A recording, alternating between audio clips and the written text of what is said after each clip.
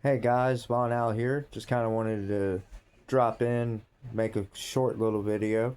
I've noticed over the last couple of days something that's been brought to my attention intuitively and just through personal experience. I want to talk a little bit about light and dark, good and evil, uh, and a little bit about the reptilians, right? Most people conceptualize light as good and evil as dark, and that's not necessarily true. Because a lot of evil is done with and in light, right? Because we're all beings of light, and we can choose to do evil. We see it all around us, and with everything coming out in the world today, you can't deny that, right? So, if there is evil in light, then it's rational to believe that there is good and dark. And that's true. There are beings that are generally conceptualized as dark beings that are benevolent. And I'm not talking about demons. A demon is evil, right? Now, that being said, to hate a demon for being evil is to like hating a cat for eating a mouse. You can't hate it for its nature, because innately all things are necessary. All things are source. Even the evil things are still source. So hate the actions, not the soul, if that makes sense. Um, and that's kind of how I wanted to tie it into the whole reptilian thing. Is a lot of people, most people, have the opinion that they're all evil, and that's foolish. It's just foolish. They're not all evil. And we're not the only ones, us earthbound humans. That's an issue across the cosmos, across the universe, the galaxies, however you want to word it. That's an issue everywhere. Is they lump all of the reptilians in, and that's just simply not the case. There are benevolent reptilians, just like there are malevolent evil humans. Not all of us are good. We know that. Not all Pleiadians are good. Not all Lyrans are good. We know this. Everybody has free will. So just a little bit of food for thought on that, about how we think about good and evil and how it pertains to our existence. Because everything is creator source in one form or another. Even the bad stuff, even the dark. And there's a lot of good things that you can do in the dark. What I mean by that is, like, hypothetically, one could become proficient in the astral, meaning that they can astral project at will and travel various realms and or dimensions doing so. Then one could do something that is generally considered dark and summon a demon here in the physical that's been here in the physical, but summon it to their location and then banish it to one realm or another, and then travel there and transmute that energy. And then, in essence, you summoned a demon, yeah, but you did a good thing by doing that. You got it out of the physical realm and sent it back to its own realm or a lower realm. And then you went there and you finished the job and you transmuted its energy. That way it can't just come back. Right? And that's just an example, you know. I'm not saying go out there and summon demons. Don't put words in my mouth. That's not what I'm saying at all. I'm just saying that there is a way to use the dark and be good, and there are many ways to use the light and be bad, right? But just a little bit of food for thought there. Um, I also want to speak a little bit more about my mission here and what I'm trying to achieve. What I'm doing here is I'm sharing information, of course, that I'm being guided to tell.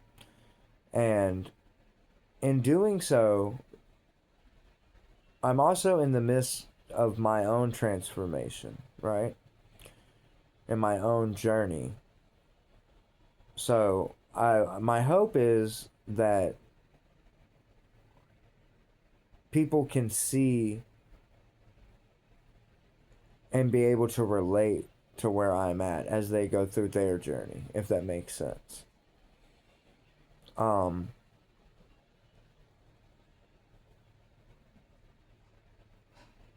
the systems of control need to be broke, right? Because while I went on to my whole spill about how there are good reptilians, there are definitely bad reptilians, and the things that they've been doing on this planet are horrendous. Um, and they've always done that. Like, this is nothing new. This has been a thing for a long, long time. But it's by design, if that makes sense. Like, you have to have contrast to have real experience, right? So, I spent a lot of time always wondering, like, why, if God, creator source, the all, whatever you want to call it, is a good being and is loving, why is there all this evil? And of course, for most of my life, that just pertained to this planet, right? It's very small minded, it wasn't larger. And the answer to that question is, why is there evil in the world, is it's not because God is cruel, it's just you have to have contrast to learn. If everything was peaceful, nothing would evolve. Right? If there was no conflict, if there was no pressure, nothing would evolve, nothing would move forward, everything would just stand still. And that defeats the whole point, right? And once you understand that, that's what I was talking about earlier, is like, hate the action, don't tolerate the energy in your space, but don't hate the soul, because it's performing a function. I know that may be a little hard for people to wrap their minds around, but I have faith. I have faith that people can understand that. And it's another thing that I wanted to really speak on, because a lot of people, we were all taught, always have physical proof that you can touch, see, smell, hear, all that good stuff, right?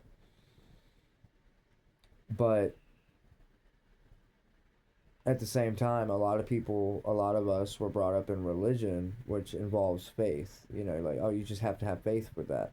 And that there's an element of that is true. Like, you have to have faith in your own intuition, right? Because loads of us are receiving downloads of information through light waves, which is how you're supposed to learn. Originally, long time ago, that's how everything was done. And I feel like a lot of people don't understand that. They feel like they're just going crazy, but all of a sudden they're just noticing all of these things. Like they can feel people's energies around them, and you just know if somebody's having a bad day or if they're ultimately working against you for whatever reason, right?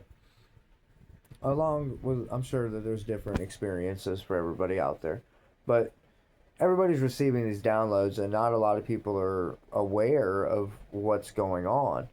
And that's kind of why I wanted to jump in and start making my own content and just trying to put more awareness out there. Is like, challenge yourself, challenge the narratives that you know. And everybody gets so hung up on having all of this proof. I was like, oh, well, prove it, prove it, prove it.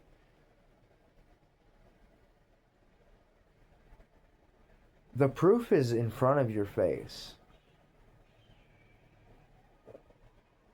And you have an internal guide that when you hear certain things, like the stuff with the Epstein files and what they're doing with all of that and what they were doing, and when you hear things about certain secret organizations or government officials that are involved in sacrificial rites and things like that, understand what that is. You know what I mean? And I just want to go on record and say, like, I have no desire to off myself or anything like that, just to put that out there. Because if there's one thing that I've learned about studying human history, even mainstream recognized history, is that when people start talking and speaking truth, a lot of them just happen to, So, want to make that clear that I love myself very much. I've got a mission here. But back on topic, there's when you look at all of these things like the Epstein situation and so much more, not just the whole COVID thing, and everybody calls it tinfoil conspiracy. And at this point, I don't understand how. And well, the news said this and the government says this. Well, of course that's what they said. Duh. With everything that they've released that they lied about for so long, and you think now just all of a sudden they're just telling all the truth? No, don't be dumb. Don't be dumb. All the Rockefellers, all the Rothschilds, all of that, dude. There's all reptilian systems. Whether it's ran by them or it was instated by them is really insignificant. And another thing is, be aware of content that is presented in the form of, like, it's supposed to be awakening and enlightening, but the undertone and the undercurrent is really just fear mongering, because, like, that's what they feed on. That's part of it. And if you know, you know. And if you don't know, do a little research. It ain't hard to find. Don't expect a verified source, because, of course, there's not one, right? But that's what's going on, guys. And it's nothing new. If you look back through history, like, what do you think all the human sacrifice was in the ancient days? You think that just stopped? Negative. Just went underground. Kinda. Sorta. So again, it's about, you have to accept that there are things going on that you might not fully understand, or that definitely don't align with your current understanding of existence, because we've all been lied to. That's why I'm really big on, like, that inner voice, that inner knowing, because if you go within inside yourself, you'll find all of these same answers for yourself. But I didn't want to make this one super long, guys. I just kind of wanted to touch base on that and point out, not all light is good and not all dark is evil. And that, yes, there are reptilian factions doing horrible things, and they've been doing horrible things for a very long time. And pretending like you don't see it because it's considered tinfoil hat is kind of crazy to me. And that's one thing that we need to stop. We can't just turn a blind cheek because it doesn't fit the narrative. Of course, it doesn't fit the narrative. The narrative was made to control us, to keep our power, to keep us from realizing what we are and the power that we actually hold and our place in the cosmos. And with that, guys, I just want to say, love you guys. Sending love and light to everybody. Keep your frequencies high. Keep it staying high vibration. And catch you on the next one.